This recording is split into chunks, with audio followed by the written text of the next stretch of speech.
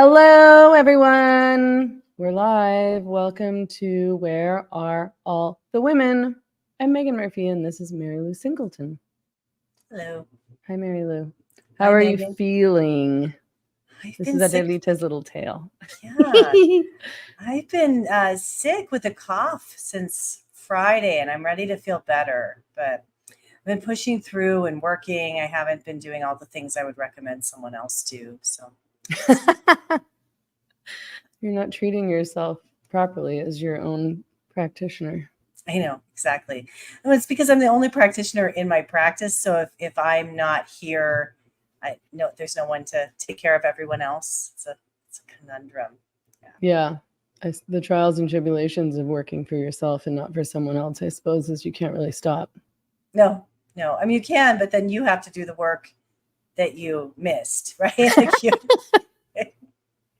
You're screwing yourself one way or the other. Right. Okay. Oh, there's some new channel members here. Paige and Alex. Thank you for joining. Yay. By the way, people who become channel members on my YouTube channel, if you're watching on YouTube, get early access and exclusive access to video interviews. The video interviews that I do on the same drugs, not Where All the Women, but my other podcast.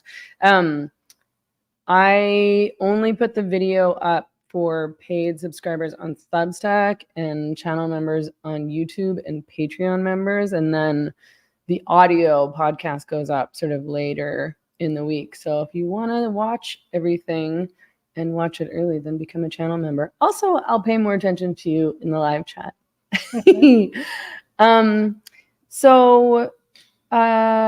This and yeah, if you have questions and comments, please use the live chat on YouTube.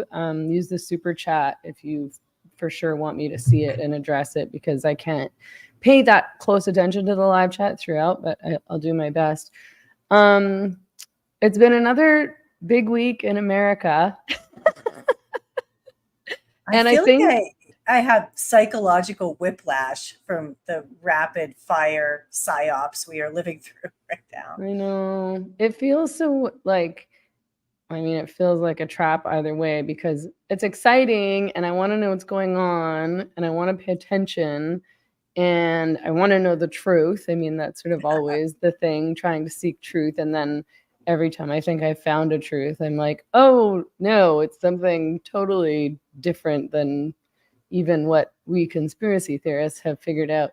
And then at the same time, it's just like, it's so overwhelming because you can't keep up, and trying to keep up feels like I need to be on Twitter 24/7 and reading all of this commentary and listening to all these podcasts. So I don't know. I've been trying to keep up as best I can. And I think right now we're missing Biden's first address since he announced that he was dropping out of the race. So I guess we were potentially going to discover whether or not he was actually alive, unless it's a body double or whatever, a skin suit.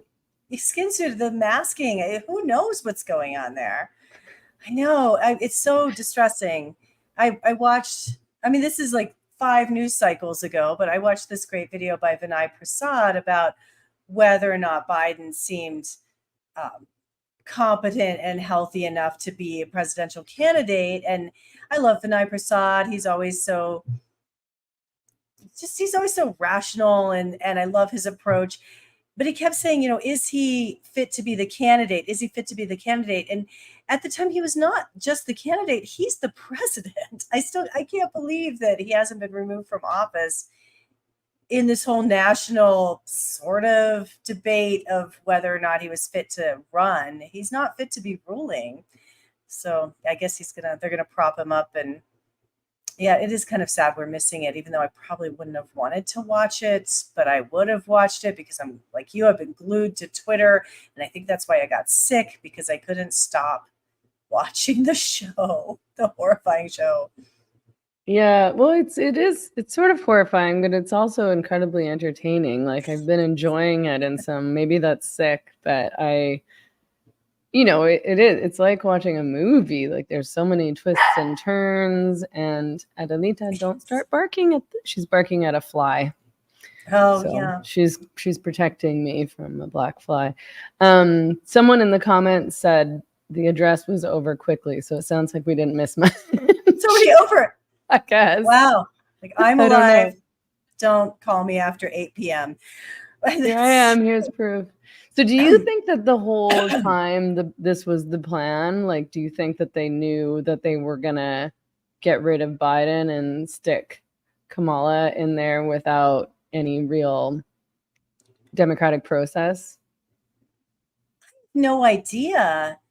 I'm really angry that they didn't allow a primary when there were multiple candidates wanting to challenge Biden in a primary. I think that's profoundly undemocratic.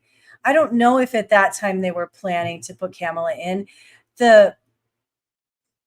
One of the most disturbing parts of all of this is my liberal, vote blue, no matter who, friends and people in my sphere, we're all pretty down on Harris. And for months have been telling me when I've said, well, why don't they remove Biden and put Harris in? Because at least she can string a sentence together and answer the phone in the middle of the night. We don't have a functional president. It's time to remove him and put in Harris. And they were all very down on Harris. They didn't like Harris. They had all sorts of reasons why she was unlikable. They didn't like her politics. They didn't like it that she had been the Attorney General of California and incarcerated so many people, and her prison policies were terrible. And then over the last week, it's like someone just, sent the electronic signal to the chip in their heads, and now they're all Team Harris, and they love her, and they're putting her in their profile pictures on Facebook, and they've made a complete 180 just because they were told to. And I don't understand how that happened psychologically. I just don't understand. So I'm not sure if the plan was her or if they just knew if they needed to put her in there, they could convince everyone on that side to love her. I know I had thought that people didn't really like her either. And then, the amount of people that are suddenly throwing all their weight behind her. And it's so crazy making, because I just feel like it's deja vu from 2016 all over again. And then I'm like, has nothing happened since 2016? I mean, I thought that a lot happened and that we had learned from what happened, and that we saw what the Democrats did, and that the Democrats are not pro-democracy at all. They're just pro their own power, and that they don't really stand for anything at all. And they use certain issues to manipulate and fearmonger voters. But, it's the fact that this whole debate is happening once again, and not even a debate, just people screaming at me or whoever it is that, you have to support the Democratic Party because otherwise we'll lose abortion. Like, that's the same thing that happened in the last election and the election before that. And I don't even, first of all, I don't think that it's true that we have to vote for the Democrats in order to save abortion. It doesn't appear to me that abortion is going to go anywhere if Trump wins in any case, because he hasn't expressed any interest in banning abortion. And I do know that JD Vance has expressed an interest in banning abortion, but he's also said he's going to do what it is that Trump said he would do, which was to put it back to the states. So yeah, he doesn't have any interest in a federal ban. But at the same time, I'm like, is that the only reason that women or feminists are going to keep voting for, like, no matter so the Democratic Party can do whatever they want on literally any other issue. They can show themselves to be complete and total liars. And they can maybe even be involved in an attempted assassination of their competitor. Right. But abortion, we have to say, and I'm just like, this is crazy. And abortion is like, I don't want a ban on abortion either, but I have to see that there's more going on here. And I see this as a total manipulation and really like a false debate, as though we have to choose, as though women have to choose. Okay, we'll vote for the party that isn't going to make abortion totally illegal, because we have to oppose the party that also probably isn't going to make abortion totally illegal, but we're telling each other that's what's going to happen, and we all have to be in hysterics about it and hate one another constantly. It's a really useful issue for both parties, and I don't think either party wants this to ever be resolved in any way that stays resolved. I mean, we could lose federal abortion rights. It was looking like that when, after the Trump assassination attempt and his stellar showmanship of jumping up and yelling "fight" and the zeitgeist around him around the convention, it was looking as though the Republicans might win both the presidency and the Senate and the House. And we know there are plenty of Republicans that would like to pass a nationwide ban on abortion. If they had the Senate and the House, Trump would probably not veto legislation banning abortion. He might. He's a wild card, but we could have lost abortion rights nationwide. But that comes back to the issue that the Democrats have had the presidency, the House, and the Senate multiple times since Roe versus Wade. They could have codified abortion rights nationally, gotten it out of the courts, made it a federal civil right for women, and they didn't, because it's a useful issue for them. They don't want this issue to go away. So the big debate that I remember happening in the last US election, I can't remember if it was the same thing in 2016 or not, but it was that all of these people were mostly irrelevant, to be honest, because half of them live in the UK, and who cares what radical feminists think about anything anyways. Big debate among the group that could be called the gender critical feminists, I don't like that term, but whatever, let's use it so we can call them something, is that, what's more important, getting rid of trans ideology or making sure that we hang on to abortion? And clearly, if you're a good feminist, you choose abortion. And if you're a bad fake feminist, you choose trans rights, and then you give away abortion to be banned. And I don't understand why it's either or. And I don't know, I sort of resent being told I have to pick. I don't think it's as simple as saying abortion rights are more important than defeating trans ideology. I think that the transgender ideology is decimating women's rights holistically. Like it's psychological warfare on women, that we have to put up with this insult to us, just on the basic destruction of women's dignity. It's horrific. What we've seen happening to Title IX, women's educational rights, sports, prisons, gyms, shelters, rape shelters, homeless shelters. There are no women's rights under the Democrats because they don't know what a woman is. And the most important women to them are the women who are actually men. And I don't understand how anyone thinks that's a less important issue than reproductive freedom. I think reproductive freedom is important. I absolutely do. Like we've talked about so many times, I think women have got to stop asking the state for permission to control our reproductive capacity. And we need to learn about our fertility, and we need to learn safe early abortion methods we can do in community as women. Women will still need medical abortions in cases that are more complicated, but we can take care of 90% of this on our own. We don't need the Democrats to give us the right to control our own bodies. To me, that's a God-given right, or however we want to say, it's an innate right. Yeah, I mean, it's like I'm allowed to do what I want with my own body, and you can't stop me. Right.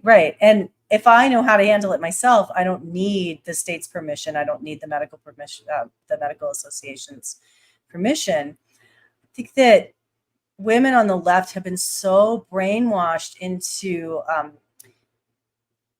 thinking that gender ideology is cool and liberatory and fashionable and sexy, that they don't see the misogyny on the left, which is, in my opinion, just as glaring as the pretty glaring misogyny on the right. You know, watching Matt Walsh and so many other conservative men go after Kamala Harris for rumors Who about she the slept sex life, with. it makes me want to vote for her. It's Doesn't not make me want to vote for helping. her, but I think that it's ridiculous. It's like, you guys, can you at least act like grown-ups and not teenage boys? Well, it really, I mean, I'm watching how I'm being played, because we're all, as Americans, we're all being played. And I'm not saying I'm going to vote for Harris because of Matt Walsh's behavior, but I can say what it evoked in me was feeling like I wanted to come to her defense as a woman, because this asshole is you know, critiquing her previous sex life and rumors about it. He's not helping. I'm like, are you a liberal buried asset just here to actually get people to vote for Harris? Nobody is going to change their vote from Harris to Trump. No undecided voter is going to be swung by Matt Walsh being sexist. No. I mean, I guess I think that the framing of it frustrates me in more than one way, but the framing of, you know, saying that the Republicans hate women, or that the Republicans don't care about women, or, you know, one woman on Twitter responded to one of my tweets about all of this, saying like, how can you say that the Republicans are the more feminist party to vote for? And I was like, or the more feminist choice. And I was like, I didn't say that. And I would never say that. I would never say that about anything, because I don't care, because I don't want to look at things through ideological terms. Like, why would I mean, maybe 15 years ago or something like that, I would have decided who to vote for based on who was more feminist. But I would never make that choice now. And I think it's stupid for anybody even to try to apply that lens to their decision on who to vote for, because I don't think there's any feminist party. But I think that if there were a feminist party, I wouldn't like it. Like, what would a feminist party mean? A bunch of morons? Like, this is what I can tell based on like what feminism is now, and what these people online who are wanting a feminist party, these people are not thinking at all. They're just knee-jerking, and they're in hysterics, and they're being hyperbolic about one issue. Right. And then exaggerating and extending. They're obsessing, they're buying into all of the media hype, like whatever they've been fed by CNN, whatever they've been fed by their Facebook algorithm, whatever they've been fed by the Democrats, you know, over and over and over. I hear Project 2025, Project 2025, they're going to end no-fault divorce. And I'm like, first of all, Trump has already publicly rejected Project 2025, which actually pissed off a bunch of right-wingers. So he's already demonstrated that he's not involved or interested in this. But also, as far as I can tell, Project 25 doesn't say a single thing about no-fault divorce. And what it said about abortion, I think, unless I missed something, which is possible, but I think it just said that they didn't want any funding going into abortion federally, no federal funding for abortion. Project 2025 is not a Republican platform initiative, but it's not a Republican Party initiative. It's from the Heritage Foundation, which from its inception has tried to influence federal policies as a think tank. This, you know, nobody cared about what the Heritage Foundation was putting out in 2020 because nobody sent the message to their brain chip to turn it on and make them outraged about it. It's all propaganda. Nobody's even read it. It's like the people saying JD Vance says women should be forced to stay in abusive marriages, which he never said anything like that. No. He was referencing his own grandparents who had a volatile marriage that was physically abusive at one point, and then they healed their marriage and stayed together.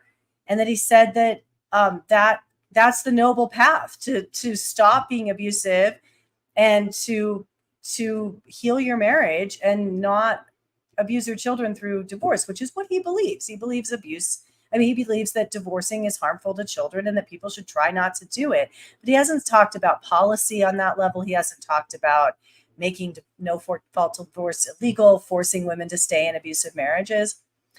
Do I think, I understand how what he said is triggering to all of us who've seen women die in abusive marriages, be killed by male partners. But you have to move past that reaction and actually look at the context and what he said, of what he was saying. It's just being spun in a way that's not at all truthful.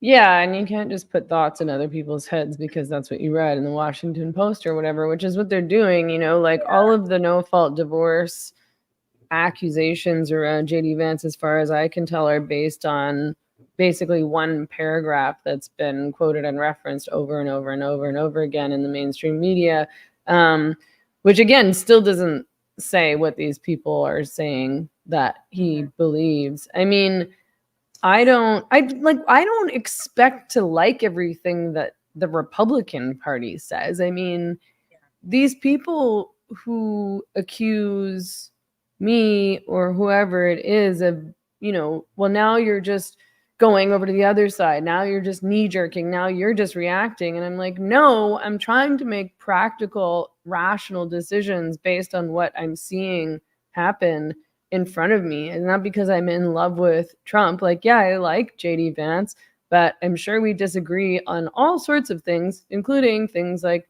divorce and abortion and religion, and I just, it's like the Democrats have done so many bad, really, really, really, really bad things, including, manipulating and censoring news and information and keeping American people in the dark about all sorts of things, or trying to, in any case, in order to meddle with the election, in order to get Biden elected.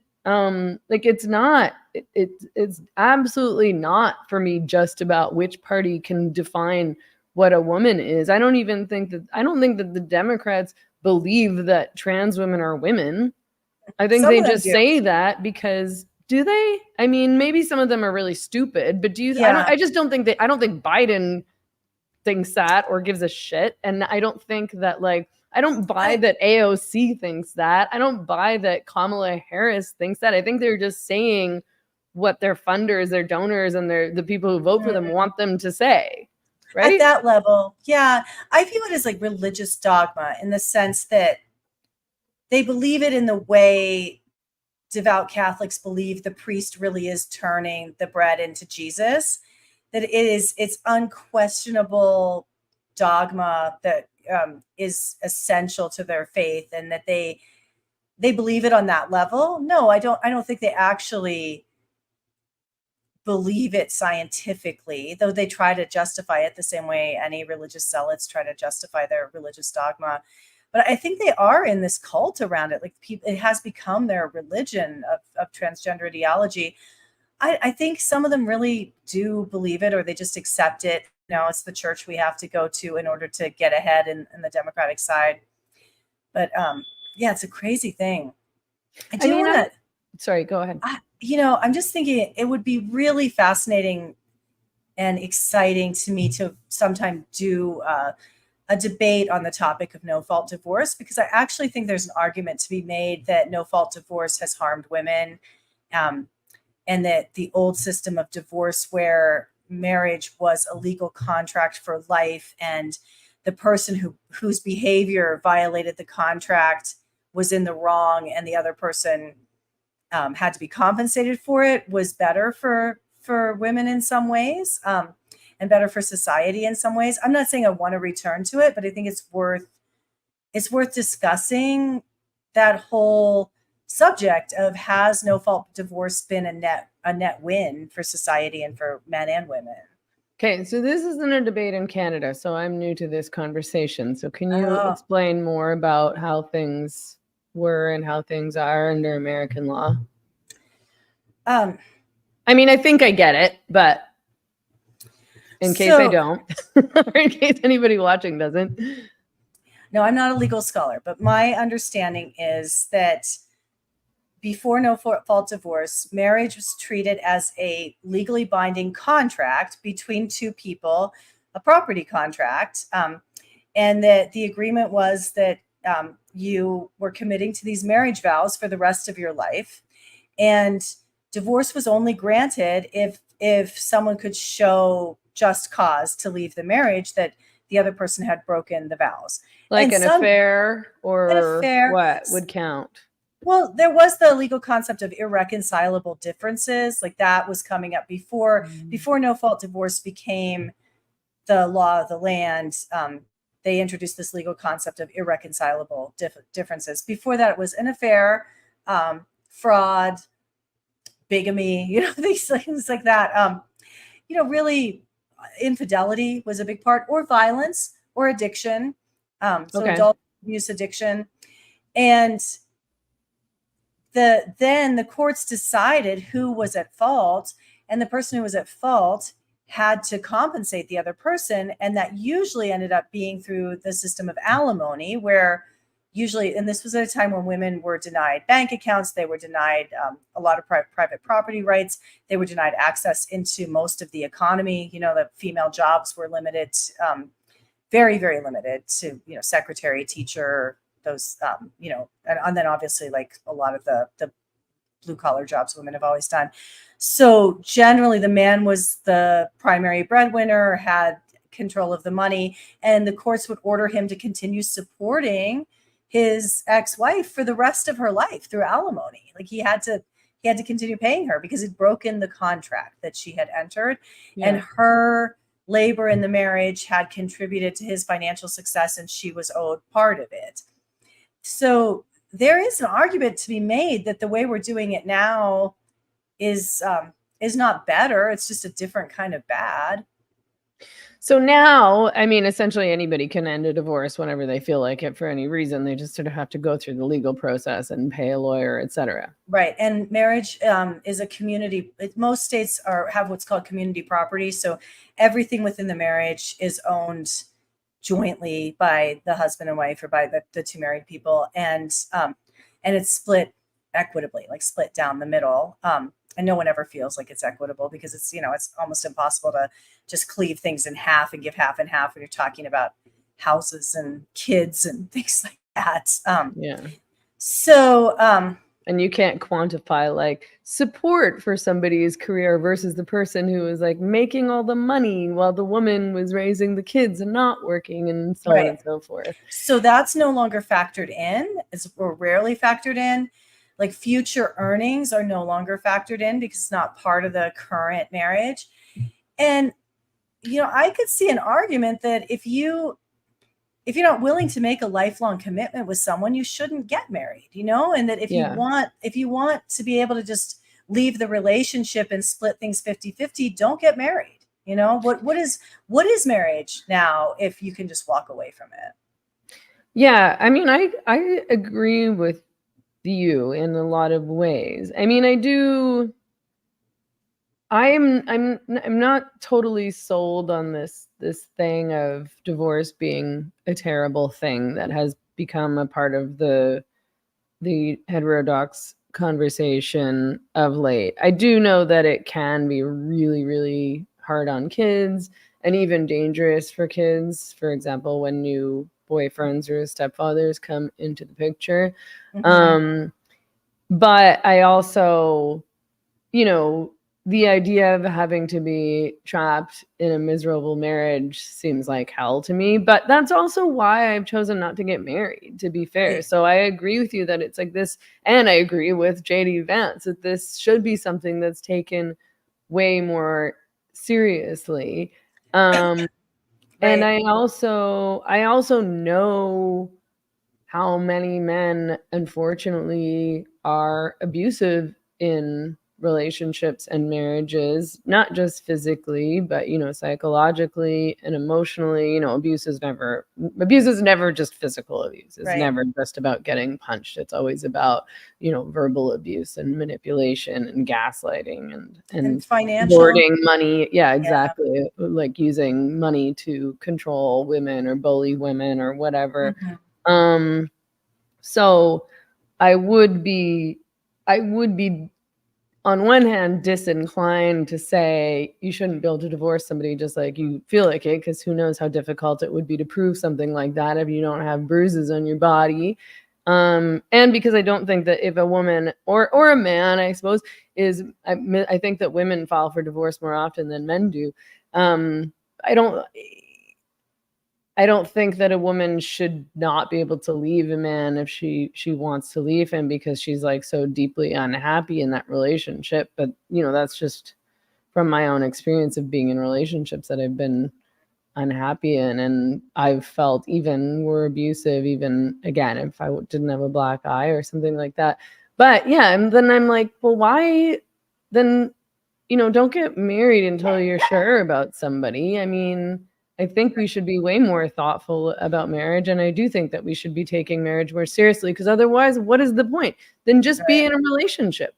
Then just be boyfriend and girlfriend, or just be common law partners and have kids if you want. Nobody's stopping you. But if you're going to get actually married and it's going to be a legal contract, and it's supposed to be this, this relationship is supposed to be more important and significant than the unmarried relationship, but it doesn't really seem that that's how it's treated anymore. So why bother? Well, and that's a whole other question of why do we even have marriage if you can live a life of long-term commitment with children without marriage. Thank God, thank goodness we've gotten rid of laws criminalizing bastard children, where people, if you had a child out of wedlock, your child couldn't even get citizenship. And that's still true in many parts of the Islamic world. And, in Qatar and I think in Dubai and Morocco, the children of unmarried women are crimes. They're not legally people. Yeah, I don't want to live in a society like that. We don't. So there's not that reason to get married. It's an interesting thing of like, what is marriage? What is it now? What's the purpose? Why are government benefits tied to romantic relationships to begin with? These are interesting discussions that shouldn't just get polarized into left and right, where, dogmatic, religious. My take on it, just someone growing up through this debate, is it seemed like dogmatic, religious, mostly men, maybe women like Phyllis Schlafly, like really rigidly deciding that marriage is the only container to healthily have children within, and it should be enforced, and we should socially punish anyone stepping outside of that, versus like the sexual revolution free for all. And I would like to see a more nuanced conversation than that. I know, me too. I feel like people get very black and white about these things because I know plenty of people whose parents were not, technically married, but were essentially in a marriage, and they turned out fine. And, the relationships stood the test of time. Some of them ended eventually, like after the kids went off to college and things like that, which is sort of similar to how a lot of people make the decision to divorce as well, because they're like, okay, we'll stick it out while we have kids, and once they're adults and they're kind of fending for themselves and it'll be less traumatic, then we can separate and move on. I never, I was always anti-marriage, in part for, feminist reasons, because I thought this was a patriarchal institution that was about, trading women around like cows or property. But that's clearly not the situation anymore. I think a lot of people get married because it's romantic and they want to have a wedding, and because they're in love, and, and because they want their relationship to appear more significant than just a regular dating relationship, or maybe because they want to kind of nail it down and relax and get fat. Like that's true, like for people who aren't religious, I think it's probably different for religious people. And I always kind of forget to think in a religious context because it's so not a part of my life and the culture that I grew up in those kinds of circumstances. So whenever people are talking about how much more important marriage is, or, like my relationship is different because I'm married, and I'm like, well, how? And I guess they're like, okay, well, it's a whole other level of commitment, but is it a whole other level of commitment? And if you can just leave if you feel like it. Yeah. I mean, you have to go through a process. Divorce Pain sucks. in the It's butt. it's a terrible process. And yeah, that's true. Um, It's not easy. Yeah. I know people who've gotten divorced, and it's hard and it's expensive. I also know some people who've just separated and never bothered getting a divorce and Right, just aren't right. together anymore, and they're like, whatever. I'm going to revisit. Louise Perry had an essay a while back called "The Feminist Case for Marriage." I think it'd be interesting to revisit that. But that's something that I brought this up because I think we need to have these conversations, not just make it like JD Vance thinks everybody should be stuck in miserable, abusive marriages forever versus Kamala Harris, who, I don't know, what are they saying she's offering women? Says everyone can get, a free abortion on every street corner. Like what is it? What's the free abortions for all? Right. I know. Well, and people have been bringing contraception into it too, which is confusing because you can't get rid of contraception. So I'm assuming they're talking about hormonal birth control. Yeah. And then further, because I don't think anybody's trying to get rid of hormonal birth control. I almost wish they would. But, I'm assuming that what they mean, I don't know.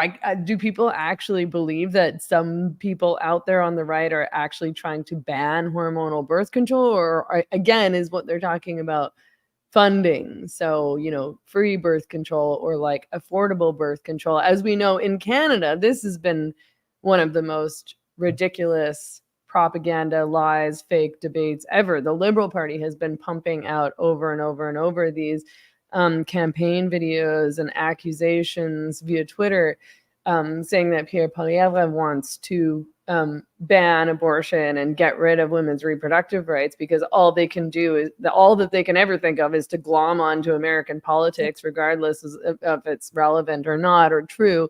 And Pierre Poilievre has zero interest in banning abortion or getting rid of contraceptives. He's never said anything of the like. This is not a debate in Canada like it is in the US. Abortion is not under threat in Canada. It's just not. And neither is hormonal birth control. The one difference is that, Justin Trudeau has promised to give women free hormonal birth control, which I actually think is terrible. Like, I don't stop handing out, when I was 17, the free clinic was just handing out freaking birth control to all of us in high school without telling us anything. And actually, pressuring. I was then pressured later. I sort of went on and off for a long time because I would go on and then I wouldn't like it. So I'd go off of it and then I'd be like, oh, I should probably go off it again. And then I decided to go off. It didn't last that long. I kind of decided I didn't like it and went off permanently in my probably at least in my early 20s, if not even before that. And then when I got pregnant accidentally and miscarried when I was like 26, I've talked about this on the stream many times, so I'm not going to go into the details again. The doctor pressured me to go on hormonal birth control and basically told me I had no other choice and that I was clearly too irresponsible. At no point did anybody try to explain to me how ovulation worked or how my cycle worked or how I could avoid getting pregnant in a natural way without going on hormonal birth control. But it's I don't really think that free birth control is a good idea. I don't think that's a for women thing. I think that's a bad for women thing. I agree. I'm not opposed to, just as a child of, I came of age in the 80s. I'm not opposed to free condoms. I think that's, totally give out free condoms. Great. Totally. Sure. I don't really like those either, but for sure everybody else can use them. I think for casual sex, they're recommend. I would recommend them for people having sex with people they don't know very well. Yeah, and you don't want to get syphilis for sure. Yeah, or AIDS or HIV or hepatitis C or any of the chlamydia. Yeah, there's lots UTIs. of stuff you can get from having sex with a rando, So, and they work really well to prevent pregnancy if they don't break or fall off. And you should notice if that happened. And then maybe that's a place for a plan B, I guess. But yeah, I think it's crazy that we're pushing hormonal birth control and that the left is so, again, like religiously devoted to that without like they're not allowed to question anything that there could be any downside to chemically neutering all the women of reproductive age. It's pretty distressing. I mean, I would be supportive of, first of all, what I'm really supportive of is better sex education and actual sex education that isn't teaching kids about pronouns and boys who might be girls, and like anal sex. How to be a conscious porn watcher. Yeah. It's disgusting. But teaching girls and boys about the female body and reproductive system so that both teams, especially women, because I want women to understand their bodies and be able to have as much control over their reproductive system and fertility as they possibly can, or understand it as best they can. But men also need to understand this, because men have no idea, really have no idea. No. And this is what they could be focusing on in sex ed. And I don't really see any push for that. And I don't recall getting that kind of education in sex education. We got mostly just fear mongering around STDs, which I guess isn't the worst thing in the world, but it wasn't useful in terms of thinking about pregnancy or either getting pregnant or preventing pregnancies. Right. I know it's all pretty crazy. I watched this with the last Trump election, that between the election and the inauguration, I saw so many teenage girls who weren't even sexually active they came to clinics all over my state wanting IUDs, and their liberal mothers pushing them to get IUDs because Trump was going to take all the birth control away and take away abortion rights. And it's so disgusting to see mothers pushing their daughters to go through an incredibly painful procedure, having an IUD inserted before you've had a baby. For one thing, it used to be considered contraindicated. Like up through the early 2000s, it was malpractice to put IUDs in women who hadn't had children. It wasn't FDA approved for women who hadn't had a baby already, because the cervix is a completely different structure if you haven't had a baby yet. It's very painful. It's done without any anesthesia. They often don't even offer girls to take ibuprofen beforehand. And it's more painful than a vasectomy. Like it's just like really, really awful to put their girls through this because of this made up threat that Trump's going to take away the birth control, instead of teaching the girls about their fertility and teaching them to have sovereignty over their own bodies. It was just, go give yourself to big pharma, be a walking vessel for this big pharma device, because you've been convinced this man is going to take away your right to get contraceptives. Yeah, I think I saw a bunch of screenshots from Reddit of young women being like, I'm going to get a hysterectomy then. Yeah, exactly. Quick sterilize yourself, because in case Trump wins. And it's like, you really are misunderstanding what bodily autonomy means. I think I know that we've talked about this several times before, but I also know that a lot of people ask us to talk about this too, which is, what are the harms of hormonal birth control? And there's all sorts of side effects, like you lose your libido and it messes with your ability to choose a good match, and it makes you depressed. I think we need to talk about it as chemically neutering a woman. It neuters you. It takes away your vital force. It takes away your just your reproductive capacity is a big part of who you are in your childbearing years. It neuters you. It takes away your cyclical nature. It wrecks your pheromones. It wrecks your ability to discern someone else's pheromones, so you don't pick a biologically compatible partner. It changes your discernment around personality traits in men as well. So you don't even pick a partner you might like when you're not on birth control. When you would lose your desire for a variety of reasons to get pregnant. I mean, obviously you're choosing to be on birth control because you don't want to get pregnant, but also it's like, well, maybe if you weren't on birth control, you do want to get pregnant. And is that a terrible thing? Exactly. Yeah, it's taking away baby fever, which as a midwife, as a woman, I think the safest time to have your kids is when baby fever descends in your 20s. Most teenage girls don't want a baby. Only girls it's generally a sign of something's been going wrong in the upbringing if a teenage girl wants a baby. Because she wants something to take care of, because maybe her parents are not parenting her. Yeah, exactly. Or I want someone to love me. Or something. Yeah, I need someone to love me. Love me no matter what. Maybe the boy will stick around. And usually in the early to mid 20s, women who are wired to want to have babies start to want to have a baby. And a lot of women experience what in midwifery we call baby fever. And that is a great time to have a baby because you are at your peak fertility. You're healthy. Even if your health habits are not good, you're healthier than you're going to be 20 years from now. You're healthier than you're going to be 15 years from now. Pregnancies are easier, are healthier. The births are healthier. The babies are healthier. Breastfeeding goes better.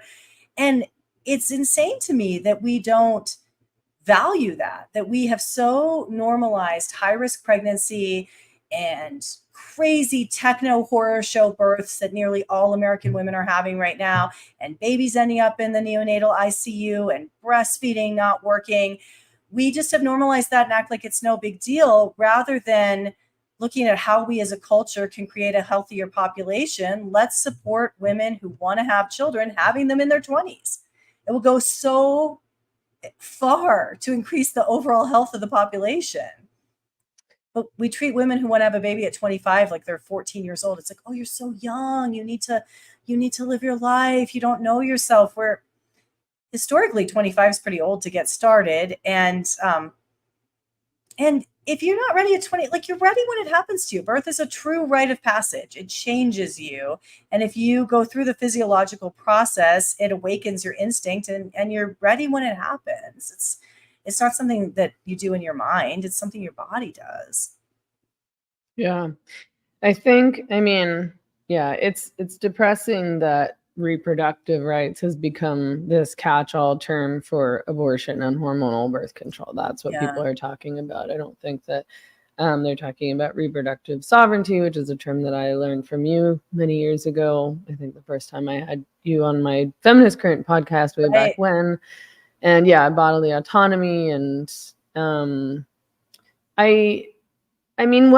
I do sort of want to offer is an alternative view of the abortion debate that's outside who's going to decide what I'm allowed to do with my body.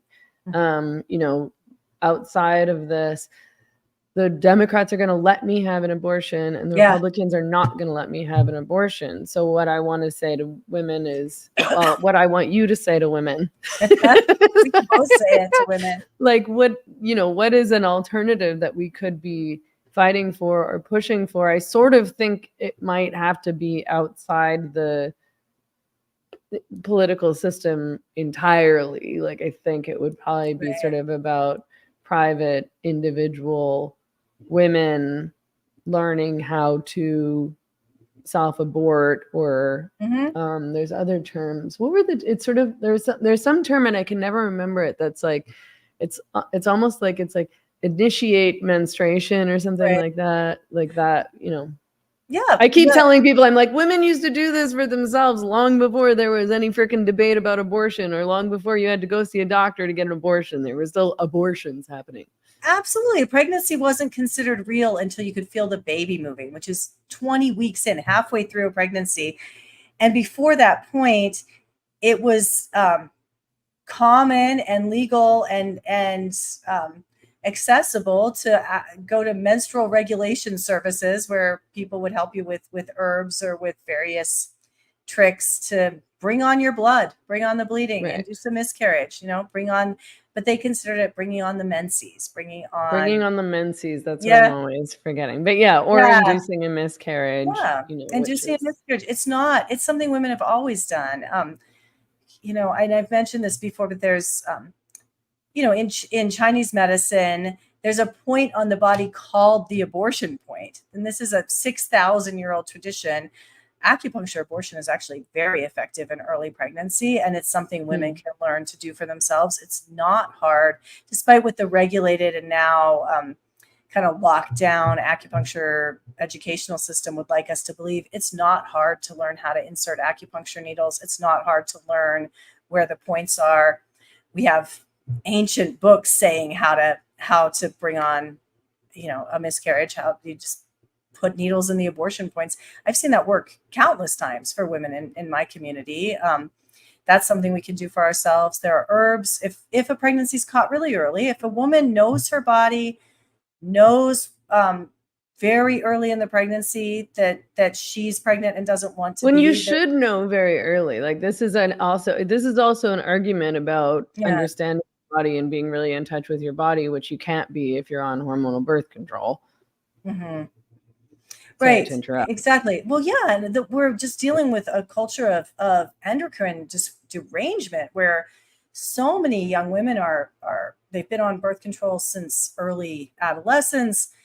They're obese. They have polycystic ovarian syndrome. They don't have normal menstrual cycles. They are dissociated. You know, they're like a head in a jar, just living from the neck up. You know, yeah. So maybe those women are a like lot you less can't likely to tell that figure it your out. breasts are big and sore or that you're bloated, and you can't tell that your period's late. Like I don't understand what's happening here when people are like, oh god, I'm 5 months pregnant. Like it's like what? Like, Right. I know. I don't think that's happening very often, but it does seem to happen. Well, I think it's happening more and more as we get less and less healthy. And this, a lot of people thought from our last conversation that I'm a Trump supporter. And I'm going to say this is one of the reasons why I support RFK is he's talking about the health of the population as a national security issue. And yeah, the fact that we're also unhealthy in the United States is playing into every single one of these issues we're talking about, mental and physical health, right? And his VP Fick is a big advocate of you know what we're talking about right now. Exactly. Also. Yeah. And as is he, I mean, he's, you know, freedom. Daily pharmaceutical dependence is not freedom. It's a form of slavery, whether that is hormonal birth control or type 2 diabetes medication. It is better to not be dependent. It's better to be healthy than to be sick. I'm not saying there's shame if you happen to have, you know, an incurable chronic illness, but we need to, as a culture, embrace health and make health a goal again. The way during JFK's presidency, he instituted the physical fitness challenges in all of the public schools where kids had to do pull-ups and run a mile, and you had to pass this physical fitness test because it was important to the country that our children were healthy. But now we're not allowed to talk about it because it hurts people's feelings. It hurts people's feelings to say, you know what, it's better to not end up with a baby in the ICU than, you know, it's better to have a healthy baby than to have a sick baby. It's better to have a normal, healthy pregnancy and a normal physiological unmedicated birth than to have a cesarean. It is better because being healthy is better than being sick. Yeah. I know that you should have to get going soon. There were a couple questions from Patreon that I wanted to get to. One of which we did address this last week a bit. Chris on Patreon had asked, what is your opinion on DEI? I mean, we did get an awesome pic of Trump because that woman was so short, but she wasn't really built for protecting a 6-foot man. Trump is 6'3", I believe. And she says, you both kind of answered it, but do you think they should get rid of DEI altogether? And I remember we did talk about that specific situation, and you had said that, you know, you thought women could be snipers, and I was like, I don't really want a female bodyguard per Right. se. Certainly not like a little tiny female bodyguard that's like a head shorter than me, leaving my head Totally. free and But unable it's to like ward off an attack from a big man or a gun. totally. But if she's like an excellent shot, totally she could be a sniper, but she can't be. Yeah, I don't want tiny people to be bodyguards. I I think that I'm a fan of meritocracy at this point, and I think that people should be judged on their capabilities and their merits and their ability to do a job, not based on their immutable characteristics like their sex and their race, or their gender identity. I'm anti DEI at this point. I don't think it's helping our country, and I think that it actually is detrimental to. I think it's really detrimental to racial minorities at this point because people can see what's happening in the med schools and the law schools, and we're at the point where every professional person who happens to be a Black American is feeling defensive that people think they're just a DEI hire. And that's creating more racism and more racial tension than helping anything. That's not fair. And it's making things worse because they're hiring people because they're of their identity, whether it's like gender diverse or some other like racial minority. It's like, this isn't going to make anything better if you're hiring people who are not qualified or who are bad at their jobs because of these identities. I mean, I was thinking about it. It's something that I need to think about more because I feel like I probably at some point it began with good intentions because women were being discriminated against and Black people were being discriminated against in various scenarios. Women weren't even allowed to go to university. Right. My aunt was the first woman to complete a graduate degree at her university ever. So it wasn't that long ago that they were being kept out of graduate programs. So sort of forcing universities to accept women I think was probably a good thing. But they were also kept out of all sorts of careers.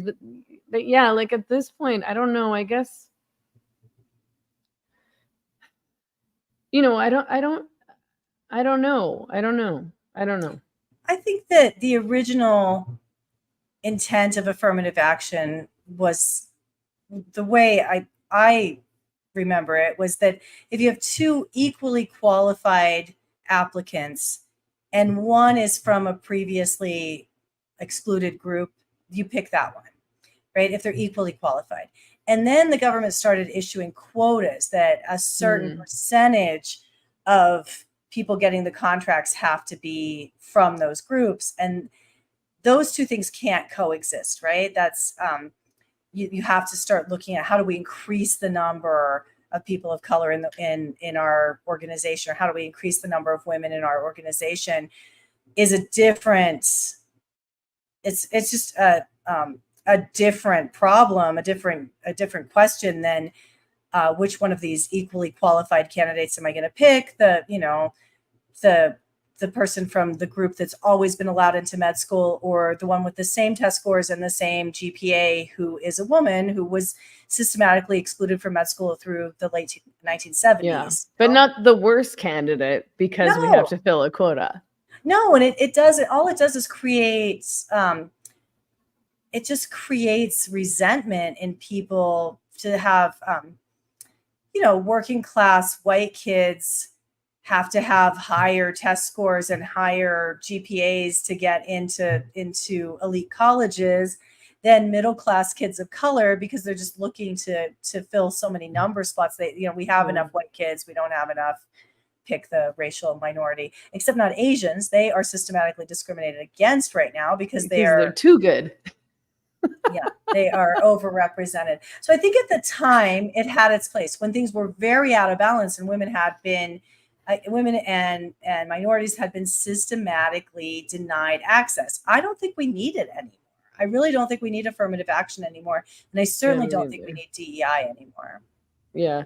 Cheryl in the comments said, I like the idea of meritocracy too, but it's also fair to have an analysis and ask questions just like you are, i.e., are dudes bullying chicks out of jobs with no recourse? And I don't know. I don't think if men are bullying women out of jobs, that's a good argument for anything. No offense, Cheryl, Yeah. but it's like, you need to toughen up. Sorry. Like, I don't think you should let yourself be bullied out of a job by a man. And I don't really know that men would be more likely to bully a woman out of a job than another woman would be. I think women are equally as bullying and manipulative. You know, maybe if we're talking about something like sexual harassment or sexual assault, but that's now illegal. So you do have Yeah. legal defense, and if that's something that's happening.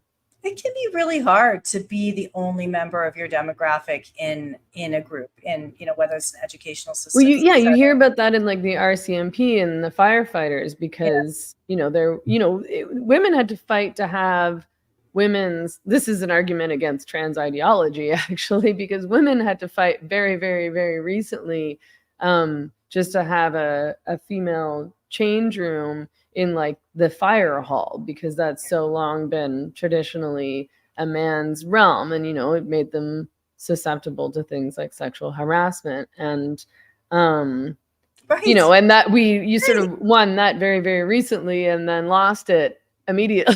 Right. Because Where I went to there's college, no such thing as a woman, and men are allowed to go into women's washrooms.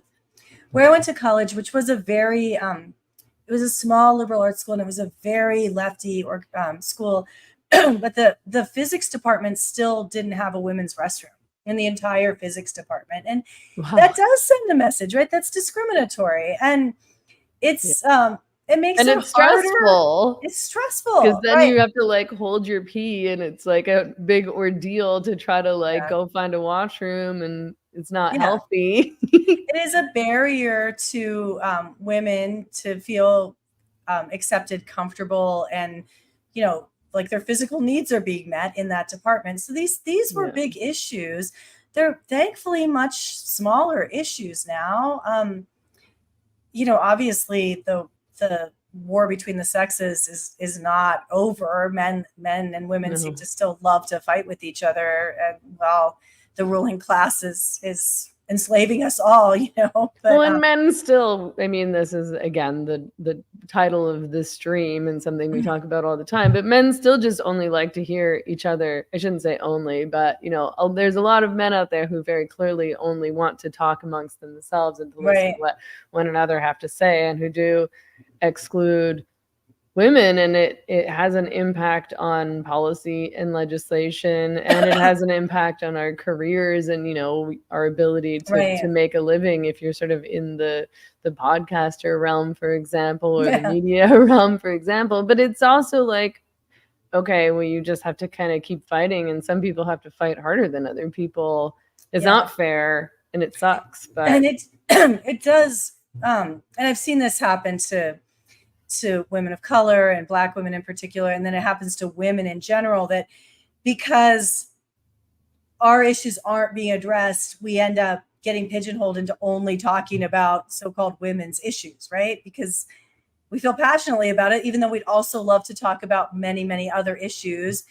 The men discussing those issues don't often want to include us on their podcasts or in their discussions or read our Twitter feeds. So it just creates more division, right? Of like the women's perspective versus the men's perspective. Cheryl just said, Elon and Jordan just sat down and pretended you didn't exist for 2 hours, which I haven't listened to that podcast yet, and I don't know if I will, but that doesn't surprise me. I sort of have to move on from being really angry about that situation, because it drives me crazy. But I know.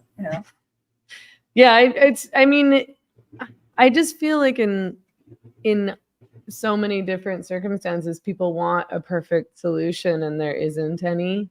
Right. Like there isn't a perfect solution to a lot of society's problems and to our culture's problems. And we can kind of do our best, but there's also the reality that things are going to be harder for some people than for other people, and that things are going to be unfair at lots of points, and you're not going to always get what you want. Oh, you're Right. starting to I cough. We know should it's go probably time to soon. go. Okay, Eh, can we do one more question from Sure. Patreon? It's sort of Yeah. a silly question, but I'm actually sort of interested in it. It sounds silly, but I find it interesting. So, okay, so just because I told them we'd try to get to it. So Joe asks, I've been wondering if you and Mary Lou had any insights on the origins of the long hair, short hair dynamic between men and women.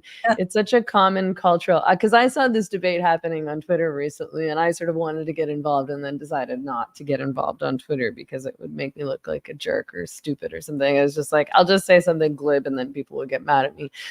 So he says, it's such a common cultural facet worldwide, but it seems counterintuitive for women's safety, i.e. being grabbed by a male assailant. I'm assuming he means by their hair. I'd like to learn the foundation of this norm. This isn't related to the Trump issue, but could be interesting. Palate cleanser after the discussion. Thanks. I'm interpreting this to mean, because I saw there being a debate on Twitter about how men, pretty much all men, or most men at least, inherently find women with long hair more attractive than women with short hair, or they like women to have long hair more than they'd like women with short hair. And then, of course, women with short hair kind of get defensive and they're like, but I have short hair and I'm still attractive. Or like people start showing photos of themselves with short hair when they're still attractive. And it becomes a way for women to get attention, I guess, or get compliments. So the whole thing annoys me all over again. But I think that it's just like, I think that a lot of people think that, even like, and including women who have very short hair, think that having long hair is somehow impractical. But I feel that long hair is easier than having short hair, because if I had short hair, I'd have to style it every single day and like brush it and comb it and wash it and dry it. Whereas like I can't remember the last time I washed my hair. And so I just like put it up into a bun, which is actually very easy. So it's not like I'm not styling my hair every day, and my curly hair is like that because I wet it and then let it dry, and then that's what it looks like. And I do think for the most part men do like long hair more than short hair, and I'm not exactly sure why, but it is something that for whatever reason signals femininity. It probably signals youth and virility and health if you have like long lustrous hair. Yeah, I don't think it's universal. I live in New Mexico, where there's still many sovereign Native American nations, and long hair is the norm for both men and women. You don't cut your hair unless you're grieving, or like the cutting your hair is only done ritualistically and usually not for happy reasons. And women in those cultures find men's long, luxurious hair incredibly arousing and attractive. So I don't think it's universal at all. My understanding is, oh my God, there's just another gunshot right outside. Oh my God. And it could have been that's like crazy. Gunshots travel. It could have been from, a bit away, but okay. Anyway. I can't believe it. Yeah. So time to move to Mexico to be safe, Mary Lou. It's like, I never hear really gunshots. It's really, really loud. It's like that Talking Heads song, that Life During Wartime, the sound of gunshots off in the distance. I'm getting used to it. It's crazy. So, there it goes again. Yeah. More guns. So my understanding in Western civilization of how short hair became the norm, and if there are historians who want to correct me on this is what I understand, because I've thought about this. I like think about a lot of things. Is that there weren't a lot of hair norms placed on the peasant class, and then during industrialization, long hair was a detriment to men because the hair would get caught in the machinery. And then also in the bunkhouses of industry, lice was spreading, and they started shaving men's heads at that time. And then to bring, fashion in Victorian times, short hair on men became fashionable for whatever reasons among the upper classes. So this is a relatively new norm from the 1800s imposed on society. I have no idea what people thought about it before then, but that's my understanding of how this happened. And then during the Civil War, there were still quite a few men who had long hair, but during World War I, in all of Western civilization, there was so much lice. That's when the militaries began shaving men's heads. Okay. Where in the revolutionary times, a lot of men had long hair. In the Civil War, a lot of men had ponytails. But in World War I, all the GIs had their heads shaved. And then in World War II, that became the case. And military conscription was so universal in those world wars that happened to nearly all of the men, and it became a symbol of masculinity for them. Okay, well, that's very interesting historical context, and this makes sense. So I'm glad that I brought up this question to you. But yeah, and then I mean, if you think it is true that it's like if you have like long, thick, shiny hair, that is a signal of health and youth and fertility, because everyone's hair starts thinning as they get older. It's not just men, men go bald, but women's hair starts to thin as they get older as well. And if you're not getting the proper nutrition, like anorexics lose their hair in clumps, right? Like if you're not getting enough like fat and protein and vitamins and nutrients, and even, like if you're getting a lot of vitamin D, if you're getting a lot of sun, your nails grow faster, your hair grows faster. It's all a sign of health and youth and fertility, I think. Absolutely. And it's also, because it's a sign of health and youth and fertility, it gets caught up in sexual taboos, which is why women in Iran are being jailed and beaten and blinded and killed for showing their hair, because it drives men crazy. And it's the woman's obligation to cover her hair so the men won't go insane. Orthodox Jewish women cover their hair. Traditional like trad Catholic women cover their hair in church. Like the hair is considered both a spiritual and a sexual thing all over the world. I feel, I have long hair often mainly because I'm lazy, but also I like having long hair. And the times I've cut my hair have been grief responses. Like after my mom died, I just wanted to get rid of all my hair. And I had no idea that there are a lot of cultures where that's something you do when you're grieving. After my dad died, I wanted to cut my hair again. Like the times I've wanted to cut it were like after I gave birth, after someone close to me had died. But for the most of my life, I've just had long hair because it's easier and because I feel better with long hair. I feel like hair is like part of our psychic powers. I think our hair is like antennas picking up on things. Oh, okay. I mean, I've had long hair for all of my adult life. The last time I had short hair was when I was in grade 5, I think. And that was, when I was a kid, I didn't like girly things and I wanted to be a tomboy, and I had this cool, depending on your perspective, like bi-level haircut. But part of having long hair, I like it better too, and I feel like it's so much part of my identity, but it's just also way easier for me to just wash it and then leave it for a week and not have to even worry about cutting it very often. Like if I couldn't afford to cut my hair, it doesn't matter. It just keeps growing. Like I don't have a haircut that I need to maintain or that I need to try to figure out how to cut myself. Like it doesn't. And if it gets really bad, then I just do that. Like it's not. Yeah, I mean, I think. Yeah, I don't know. It seems very obvious to me that a lot of men, and I'm not saying that women with short hair are necessarily less attractive, but it makes a lot of sense to me that, of course, men would be attracted to long, lustrous hair.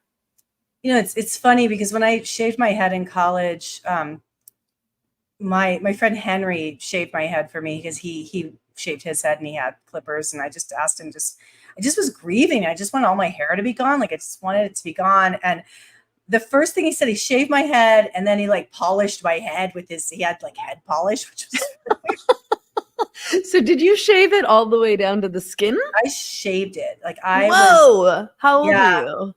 I was 21. Did you like it? I was in a weird place. I was in grief territory. I don't know if I liked anything right then. I just needed to do it. It was this driving impulse. I needed to shave all my hair off. And so after Henry like polished my head and he stepped back and he said, there we go. Now you won't get any male attention for at least 6 months. He said that, you know, and that was interesting. I'd never heard that perspective of, you know, what that piece of it would do, you know.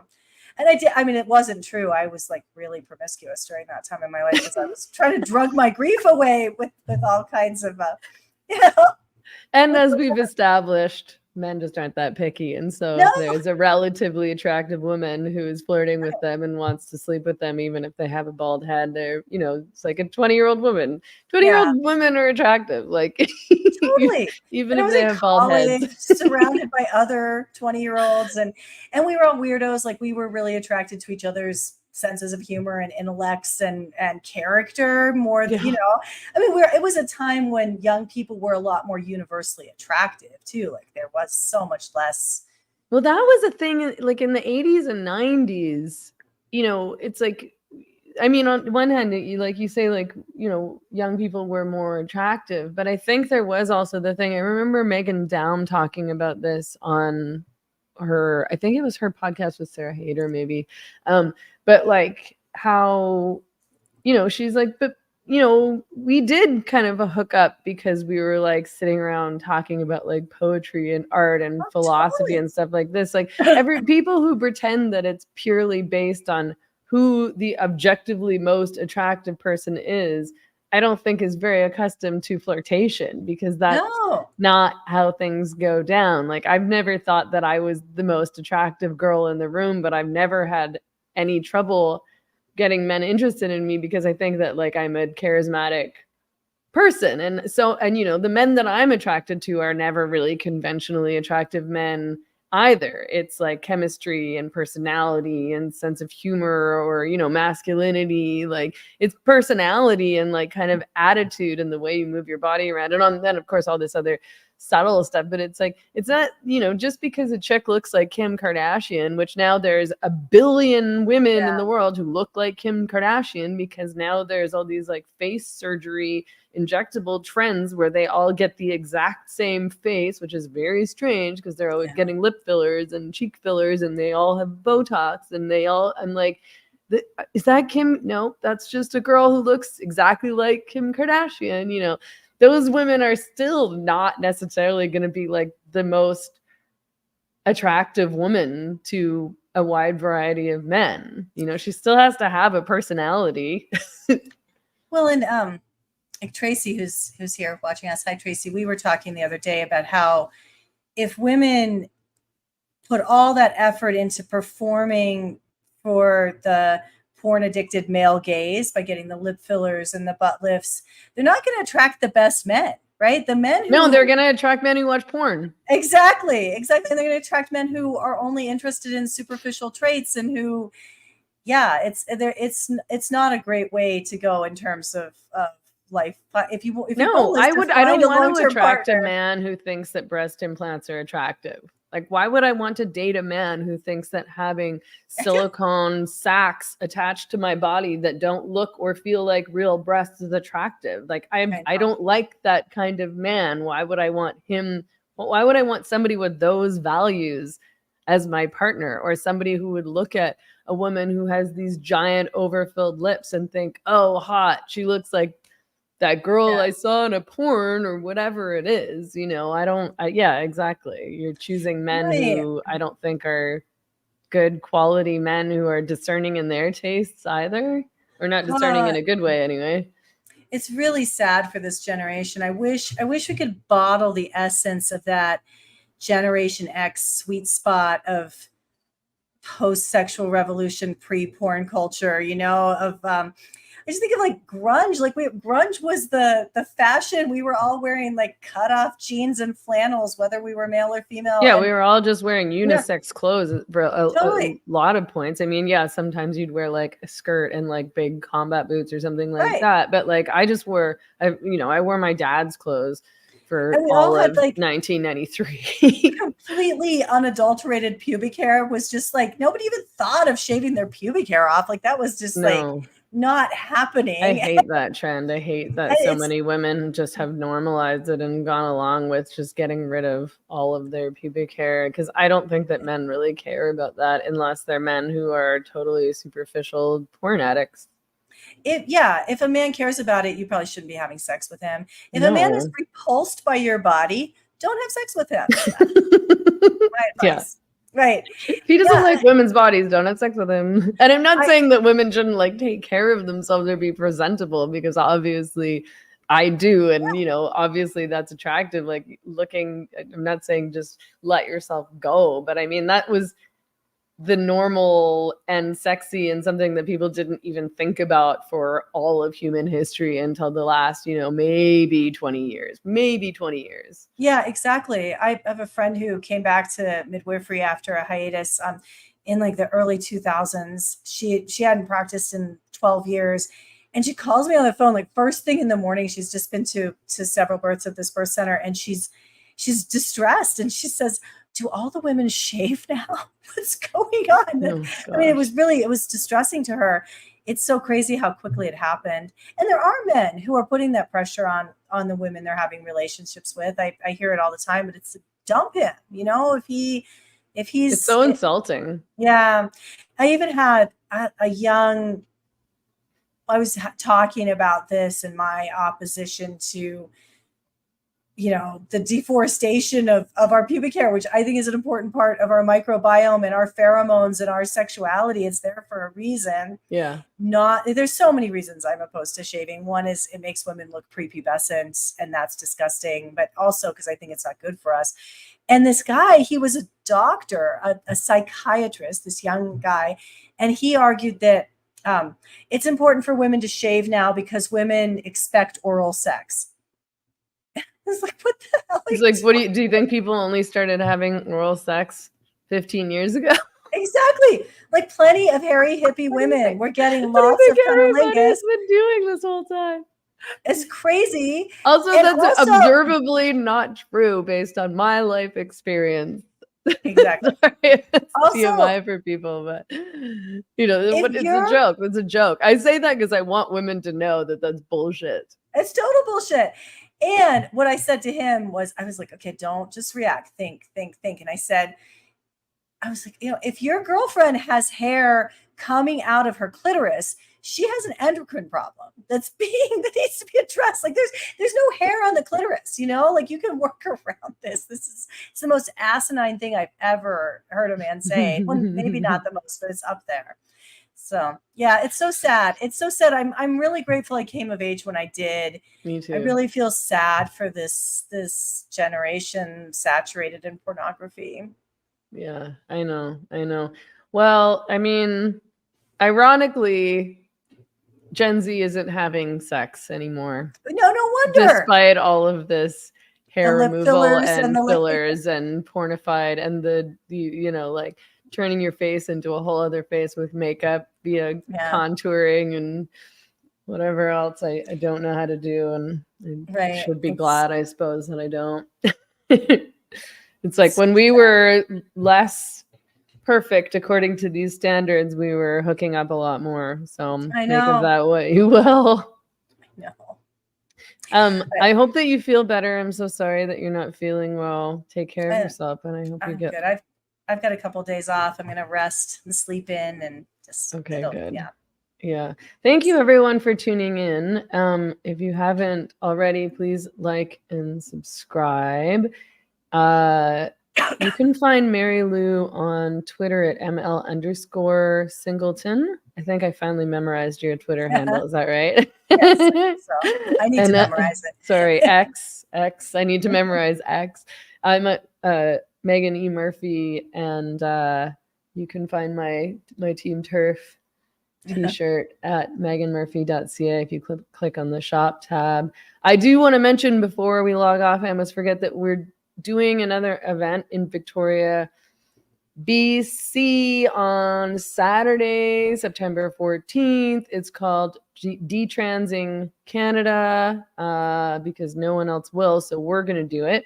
Canada is behind, as always, the rest of the world, and is apparently pretending that the CAS report and the WPATH files don't exist, and is still moving forward with their transitioning of kids and with their SOGI education in schools. And we're bringing in Mia Hughes, who is great. the author of the WPATH files, of course. And we have this young woman named Magdalena, who is wonderful. She came to our event in Cowichan, and she was this beautiful young woman, and she just told this heartbreaking story of getting caught up. She just spoke during the Q&A at our Cowichan event, and she said that she had just found out about the event that day and randomly came. Like, I think she saw a poster somewhere. We'd done some postering that day or the day before, and she luckily just happened to see it and was like, oh, I have to go to this.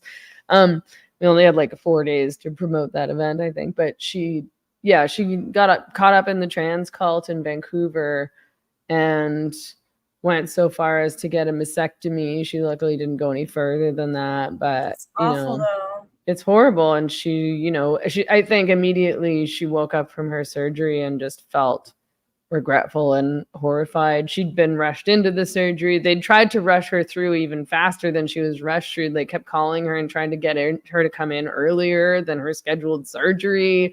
And then it wasn't long after that she was like, oh, I'm in a cult. This is so bad. This is about my, past trauma, my body issues or whatever. This has nothing to do with trans, whatever. And started writing about her story and her views, and all of her friends from the cult abandoned her and turned against her. But she's living back over on the island now, and she's going to come and talk about her experience, and she's great. So get your tickets now before they sell out. I put the link down below on YouTube, but the link is at Ticket Taylor. It's in my link tree if you go to my Instagram account as well, and I'll post something about it on my Substack soon, although it's not up there. So I hope to see all of our island turfs back over there in September. I'm going to BC on Sunday with little Adelita. I'm going to introduce her to the woods. Be a reprieve from the heat for you. I'm really excited. I'm always a bit nervous about going to Canada because I'm always worried that they'll like trap me there, arrest me or something like that. But I'm very excited to not be so sweaty all the time for like a little bit. It's been so humid. I looked at my phone at the weather app the other day and it said that it was 93% humidity. And I was like, what? What happens when it gets to 100%? Like 93%, like it's somewhere between 80 and 90 all the time. And it's a bit much. So I'm looking forward to, hanging out in the woods a bit. And so anyway, next week when we talk next Wednesday, I will be in Canada. And who knows what will have happened by then. I know. I'm always so nervous. Yeah, I'm always like so grateful that I have American citizenship, because if something does happen there and they try to trap me there, at least I can escape across the border, hopefully. I'm serious. I mean, I don't trust them at all. No. Not this government, at least. Come join us in the land of the perpetual psyop. We'll get you. It's exciting. It is exciting. Well, have a great time. Okay, take care. I hope you feel better. Thanks everyone for tuning in. Bye.